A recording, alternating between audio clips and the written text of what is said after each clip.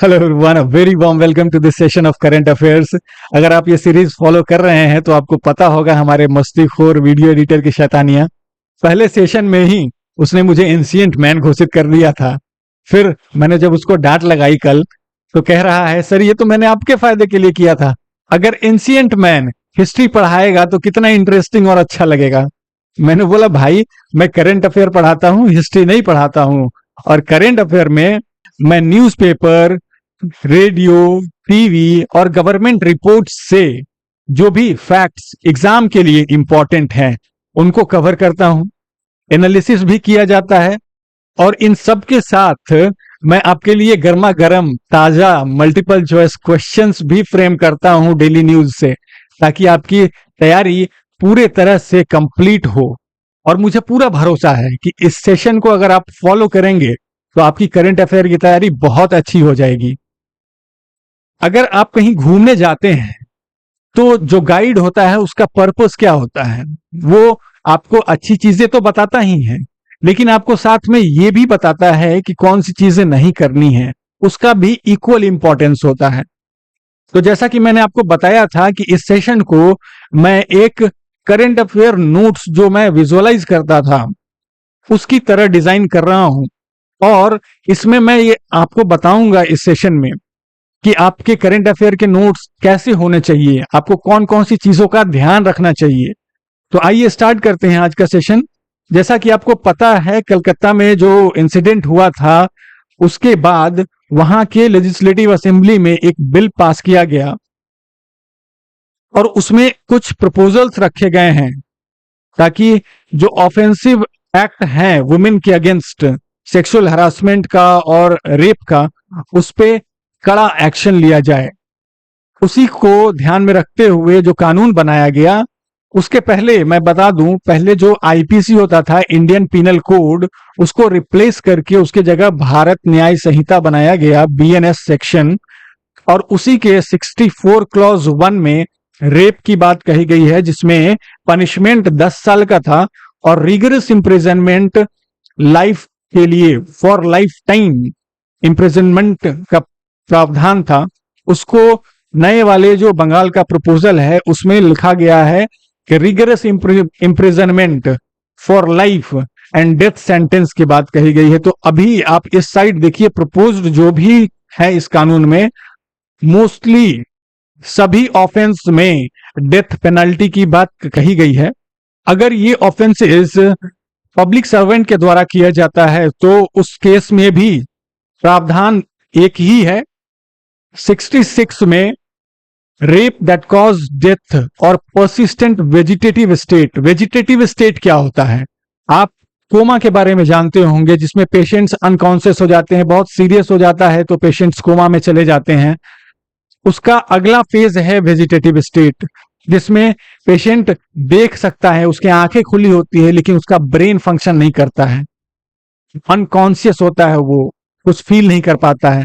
तो ऐसे स्टेज में अगर कोई चला जाता है तो उस केस में भी डेथ पेनाल्टी कहा गया है। बीएनएस में यानी न्याय संहिता में 20 साल का रिगरस इंप्रिजनमेंट था और लाइफ सेंटेंस की भी बात कही गई थी, जिसमें डेथ भी था। अगर ऑफेंस गैंगरेप का है तो उसमें भी 20 साल की सजा थी और लाइफ इंप्रिजनमेंट था। लेकिन यहां पे जो नया कानून प्रपोज किया गया है उसमें रिगरस इंप्रिजनमेंट फॉर लाइफ का प्रावधान है और डेथ सेंटेंस की बात कही गई है। रिपीट ऑफेंडर्स, जो जिनके ऊपर एक से ज्यादा केस हैं, उनके लिए बीएनएस में लाइफ इंप्रिजनमेंट था और डेथ पेनाल्टी था।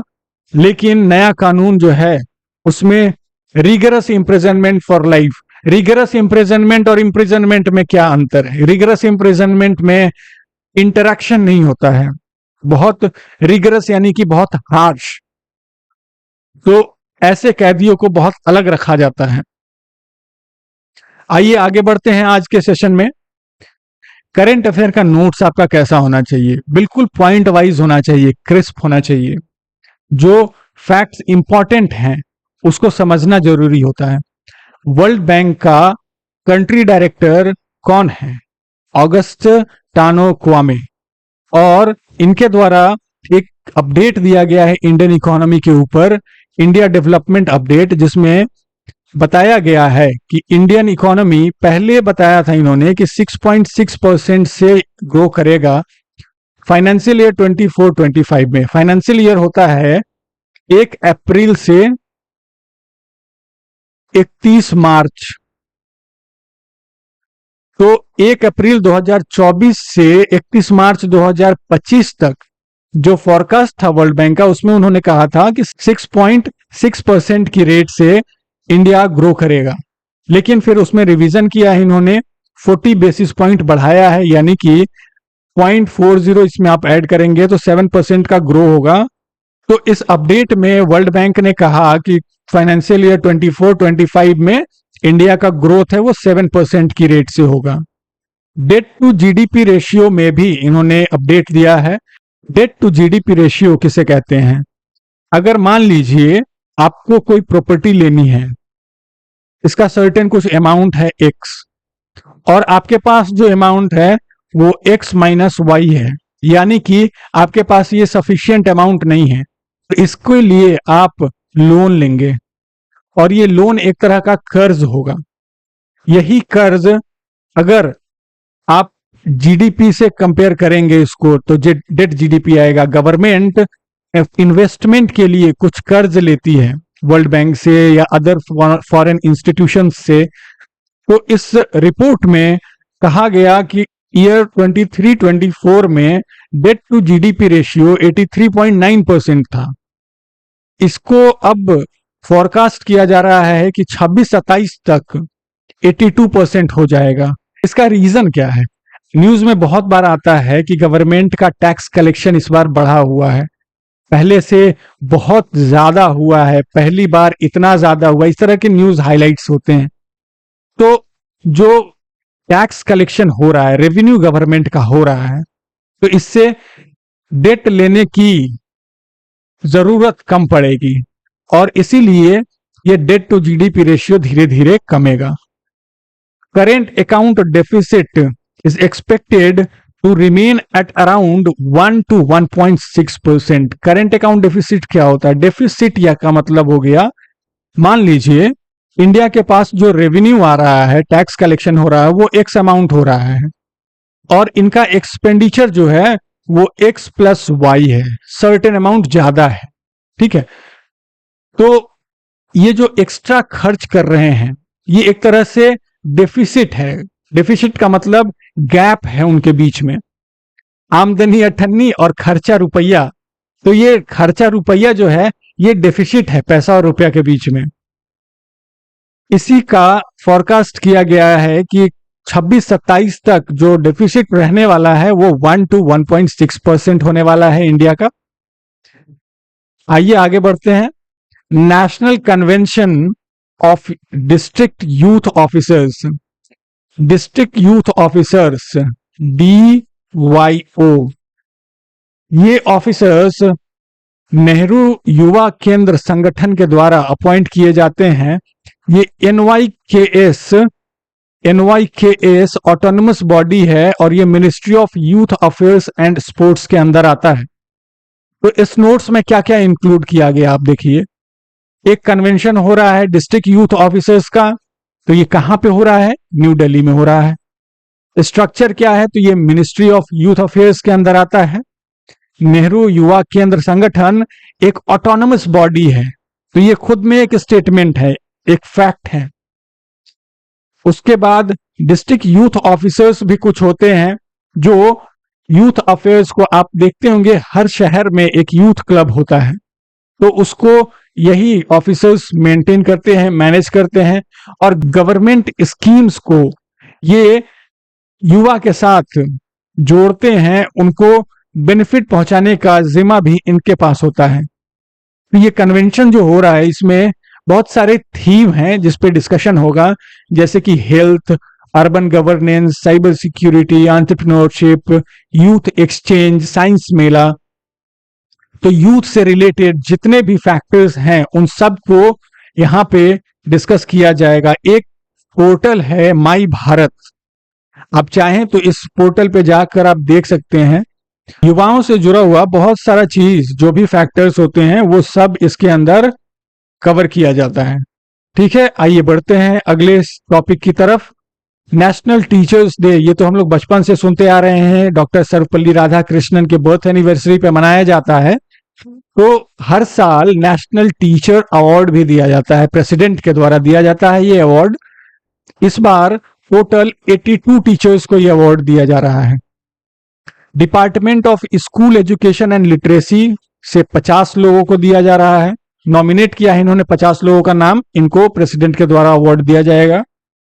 डिपार्टमेंट ऑफ हायर एजुकेशन ने 16 नाम नॉमिनेट किए हैं, और स्किल डेवलपमेंट एंटरप्रेन्योरशिप, इन्होंने भी 16 नाम टीचर्स के दिए हैं। स्किल डेवलपमेंट यानी कि ITIs या अप्रेंटिस, इस तरह का स्किल डेवलपमेंट का भी जो भी प्रोग्राम होता है, उससे ये 16 टीचर्स को नॉमिनेट किया गया है। नेशनल टीचर्स अवार्ड के अंदर एक सर्टिफिकेट दिया जाता है, कैश अवार्ड होता है 50,000 रुपए का, और एक सिल्वर मेडल दिया जाता है। चलिए आगे बढ़ते हैं। अगला टॉपिक है ग्लोबल टेक्सटाइल एक्सपो। एक्सपो का मतलब होता है एग्जीबिशन, तो वर्ल्ड लेवल पे जो एग्जीबिशंस करवाए जाते हैं उसको एक्सपो बोलते हैं। तो भारत टेक्सटाइल्स का ये एग्जीबिशन होगा, भारत टेक्स 2025। ये अगले साल फरवरी में 14 से 17 फरवरी तक किया जाएगा। इसका वेन्यू क्या होगा? भारत मंडपम और ग्रेटर नोएडा का India expo centre and mart convention centre है, यहां पे आयोजित किया जाएगा। इस एक्सपो का 5F विजन है। 5F क्या है? फार्म से जहां पे प्रोड्यूस होता है फाइबर्स, वहां से लेकर एक्सपोर्ट तक का पूरा प्लान कवर किया जाएगा। इसमें वही विजन है कि हर लेवल पे मॉनिटर किया जाए और हैंड होल्डिंग करके टेक्सटाइल इंडस्ट्री को और बेहतर बनाया जाए। तो farm to fibre, fibre to factory, और फिर फैक्ट्री से फैशन, फैशन यानी कि फिर बनाना, कपड़े उपड़े बनाना, और फिर जब वो बन जाए तो उनको फिर एक्सपोर्ट करना, फैशन टू फॉरेन। आइए आगे बढ़ते हैं। इंडियन नेवी और साउथ अफ्रीकन नेवी के बीच में एक अग्रीमेंट हुआ है। तो सवाल यह आ सकता है, किस कंट्री के साथ इंडिया ने अग्रीमेंट साइन किया है फॉर सबमरीन रेस्क्यू सपोर्ट?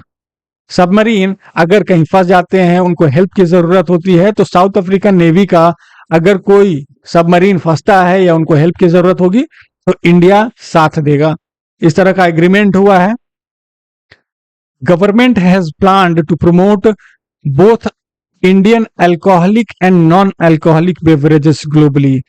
तो जो मदिरा पान है वो हम विदेशियों को करवाएंगे, हमारे बिहार में तो बैन है। इंडिया का रैंक क्या है? 40th, 40वां रैंक है अल्कोहलिक बेवरेजेस का एक्सपोर्ट करने में। और मिल्क का एक्सपोर्ट प्रोड्यूसर, हाईएस्ट प्रोड्यूसर है इंडिया मिल्क के लिए। आइए देखते हैं अगला टॉपिक। द्रौपदी मुर्मू जी ने, जो हमारी प्रेसिडेंट हैं, उन्होंने महाराष्ट्र के लातूर डिस्ट्रिक्ट में विश्व शांति बुद्ध विहार का इनॉग्रेशन किया है। ये कर्नाटका के कलबुर्गी में एक बुद्ध विहार है, उसका रेप्लिका है, यानी कि हुबहू वैसा बनाने की कोशिश की गई है। और जो एंट्रेंस पॉइंट है उसका, वो बिहार के सांची स्तूप जैसा है, उसी से इंस्पायर्ड है। Second edition of international conference on green hydrogen. सवाल यहां बन सकता है, second edition of international conference on green hydrogen कहां पे हुआ था? तो न्यू दिल्ली में हुआ था। कब आयोजित हुआ था? तो अभी होने वाला है 11 से 13 सितंबर तक। 27th national conference on e governance held in Mumbai. E governance क्या होता है? जो गवर्नमेंट सर्विसेज ऑनलाइन प्रोवाइड की जाती हैं, एप्स के थ्रू या वेबसाइट के थ्रू, उन सबको ई गवर्नेंस की कैटेगरी में रखा जाता है। मिनिमम गवर्नमेंट और मैक्सिमम गवर्नेंस की बात आपने सुनी होगी। तो ई गवर्नेंस के हेल्प से, ऑनलाइन इंटरनेट सर्विसेज की हेल्प से, ये गवर्नमेंट का जो इंटरफेरेंस था गवर्नमेंट ऑफिसेज का, उसको धीरे धीरे अब कम किया जा रहा है। और इसी के लिए ई गवर्नेंस गोल्ड अवार्ड दिया गया है। ये अवार्ड वाराणसी के डिस्ट्रिक्ट एडमिनिस्ट्रेशन को दिया गया है for the initiative lab Mitra. Lab Mitra का काम था जो मेडिकल रिपोर्ट्स होती हैं वो लोगों तक पहुंचाने का इनोवेटिव तरीका, और इसमें प्राइवेट बैंक्स और एनजीओज का भी हेल्प मिला था इनको। ये सक्सेसफुल इतना हुआ कि फिर इसको ऑल ओवर स्टेट में एक्सटेंड किया गया लैब रिपोर्ट के नाम से। नागालैंड के वोखा डिस्ट्रिक्ट एडमिनिस्ट्रेशन को अवार्ड दिया गया है फॉर साथी। ये एक व्हाट्सएप चैटबॉट है। चैटबॉट क्या होता है? ये एक तरह का ऑटोमेटेड सिस्टम है, आर्टिफिशियल इंटेलिजेंस बेस्ड सिस्टम, जिसमें आपके क्वेरीज को, आपके जो भी मैसेजेस हैं उसको ये ऑटोमेटिक रिप्लाई करता है। तो डिस्ट्रिक्ट एडमिनिस्ट्रेशन के द्वारा जो भी सर्विसेज प्रोवाइड की जाती हैं उसको लोगों तक पहुंचाने के लिए चैटबॉट का यूज किया गया था। Smart artificial intelligence based assistant for timely help and interface, यानी कि जनता को, लोगों को जो भी चीजें जरूरी हैं या फिर उनको कोई अगर नीड है तो टाइमली हेल्प प्रोवाइड किया जाएगा इस इंटरफेस के द्वारा। तो ये इनोवेटिव तरीका था, ये इनिशिएटिव था डिस्ट्रिक्ट एडमिनिस्ट्रेशन का, जिसके लिए इनको गोल्ड अवार्ड दिया गया है। ज्वाइंट कमांडर्स कॉन्फ्रेंस ये लखनऊ में हुआ है। जैसा कि आप जानते हैं पहले इंडियन आर्मी, नेवी, एयरफोर्स ये सब अलग अलग फंक्शन करते थे, लेकिन फिर थिएटर कमांड का आइडिया आया और इसके माध्यम से इंडियन आर्मी, नेवी, एयरफोर्स ये तीनों सर्विसेज एक साथ फंक्शन करती है और इन सबको देखते हैं चीफ ऑफ डिफेंस स्टाफ्स। तो लखनऊ में ये जो ऑर्गेनाइज किया गया कॉन्फ्रेंस, इसमें तीनों सेना के अध्यक्ष और भी बहुत सीनियर ऑफिसर्स और चीफ ऑफ डिफेंस स्टाफ भी शामिल थे। इसका थीम था सशक्त एंड सुरक्षित भारत। सबटाइटल था ट्रांसफॉर्मिंग आर्म्ड फोर्सेस। तो थिएटर कमांड्स जो बनाए जा रहे हैं वो एक ट्रांसफॉर्मेशन ही है, जो नया मॉडर्न अप्रोच है सर्विसेज को इंप्रूव करने के लिए, आर्म्ड फोर्सेस को और अपग्रेड करने के लिए। तो उसी क्षेत्र में इस कॉन्फ्रेंस का आयोजन किया गया। एक राउंड टेबल मीटिंग हो रही है, chief science advisers round table 2024। ये एक ऑनलाइन मोड में होने वाला है। यूनेस्को के हेडक्वार्टर में पेरिस में ऑर्गेनाइज किया जाएगा। तो इंटरनेशनल ऑर्गेनाइजेशन पे एक बहुत डिटेल्ड वीडियो मैंने बनाया हुआ है, मेरा पहला वीडियो है इस चैनल का। आप चाहें तो उसको देख सकते हैं। उस वीडियो के देखने के बाद इंटरनेशनल ऑर्गेनाइजेशन से आपके कोई भी सवाल कभी गलत नहीं होंगे, क्योंकि बहुत डिटेल में कवर किया हुआ है कि कब उस ऑर्गेनाइजेशन का एस्टैब्लिशमेंट हुआ, उसका फंक्शन क्या है, उसका एम क्या है। तो ऐसी चीजों को उसमें बहुत डिटेल से डिस्कस किया गया है। ये chief science advisers round table है। इसका थीम है fostering open science, bridging knowledge asymmetry and building science advice capacity globally. तो नॉलेज का जो गैप है उसको ब्रिज करने के लिए, साइंटिफिक अवेयरनेस लाने के लिए ये राउंड टेबल मीटिंग करवाई जा रही है पेरिस में। Sharjah ruler, United Arab Emirates में, यूएई, यहां पे 13th edition of international government communication forum organise करवाया जा रहा है।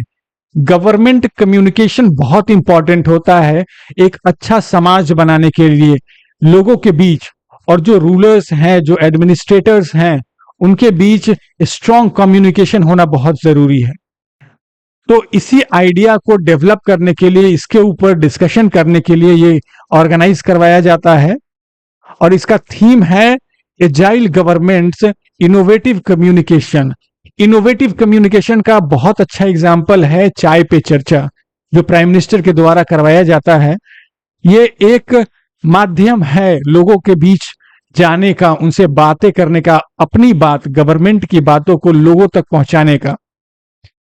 So this conference forum aspires to enhance role of government communication in building resilient sustainable society। तो जैसा मैंने बताया कि एक अच्छे समाज को बनाने के लिए, सस्टेनेबल सोसाइटी को डेवलप करने के लिए गवर्नमेंट और लोगों के बीच में कम्युनिकेशन बहुत जरूरी है, और हमारे बीच भी कम्युनिकेशन बहुत जरूरी है, ताकि ये इनिशिएटिव जो मैंने स्टार्ट किया है करंट अफेयर के लिए, इतना अच्छा कवरेज लेकर आता हूं, इसके लिए आपकी भी भागीदारी इंपॉर्टेंट है। जो लोग अभी जुड़े हैं इनिशियल स्टेज पे, उनको बहुत बहुत धन्यवाद। सो ग्लोबल इनोवेशन इंडेक्स 2023, ये ग्लोबल इनोवेशन इंडेक्स विपो यानी वर्ल्ड इंटेलेक्चुअल प्रॉपर्टी ऑर्गेनाइजेशन के द्वारा बनाया जाता है। इसमें जो फैक्टर्स होते हैं वो इनोवेशन का जो इकोसिस्टम है कंट्री में वो कैसा है, यानी कि गवर्नमेंट इनोवेशन को कितना सपोर्ट करती है, अपने रिसर्चर्स को कितना सपोर्ट करती है फाइनेंशियली, उनको कितना फ्रीडम देती है। तो इसके ऊपर ये जो इंडेक्स तैयार किया गया है, इसमें 132 कंट्रीज को स्टडी किया गया था और इंडिया का रैंक उसमें 40वां है। आप देख रहे हैं स्ट्रक्चर नोट्स का कितना क्रिस्प है, हर लाइन हर पॉइंट में कुछ ना कुछ इंफॉर्मेशन है, बेवजह का कोई भी लाइन नहीं लिखा गया है। चलिए आगे बढ़ते हैं। 5% tax on electric cars and 48% tax on hybrid cars, मतलब इलेक्ट्रिक व्हीकल्स को गवर्नमेंट इतना प्रमोट कर रही है और इससे इन्वायरमेंट को भी बहुत फायदा होता है, तो इसके लिए बहुत सारे स्कीम्स चलाए जाते हैं। ये टैक्स जो है, ये 5% का टैक्स लगता है इलेक्ट्रिक व्हीकल्स पे, और हाईएस्ट जीएसटी का जो है 28% होता है, और एडिशनल कुछ और टैक्सेस को मिलाकर ये 48% का टैक्स लग जाता है हाइब्रिड व्हीकल्स पे। तो गवर्नमेंट जो स्कीम चला रही है, एक स्कीम है इलेक्ट्रिक मोबिलिटी प्रमोशन स्कीम। ये एक सब्सिडी स्कीम है 2 व्हीलर्स और 3 व्हीलर्स के लिए। फेम 2 ये 2019 में ये स्कीम लॉन्च किया गया था। इसका डेडलाइन 31 मार्च था। ये इलेक्ट्रिक व्हीकल्स का इंफ्रास्ट्रक्चर डेवलप करने के लिए इस स्कीम को लॉन्च किया गया था। तो फिर 31 मार्च को इसका डेडलाइन खत्म हो गया, फिर इसको एक्सटेंड किया गया था जुलाई तक, फिर सितंबर तक एक्सटेंड कर दिया गया है। इसके बाद फेम 3 स्कीम लॉन्च होगा, जिसमें ऑल ओवर इंडिया में चार्जिंग इंफ्रास्ट्रक्चर, इलेक्ट्रिक व्हीकल का जो चार्जिंग इंफ्रास्ट्रक्चर है उसको इंप्रूव किया जाएगा, उसको डेवलप किया जाएगा इस स्कीम के through. So this is the end of the session. अगर आपको ये सेशन पसंद आया है तो आप मेरे चैनल पे जाकर और भी वीडियोस देख सकते हैं। ये करंट अफेयर का सीरीज हर दिन आता है, तो अगर आपको पसंद आ रहा है हमारे चैनल को सब्सक्राइब कीजिए और अपने दोस्तों के साथ भी शेयर कीजिए, ताकि हमारा कुछ मोटिवेशन बने।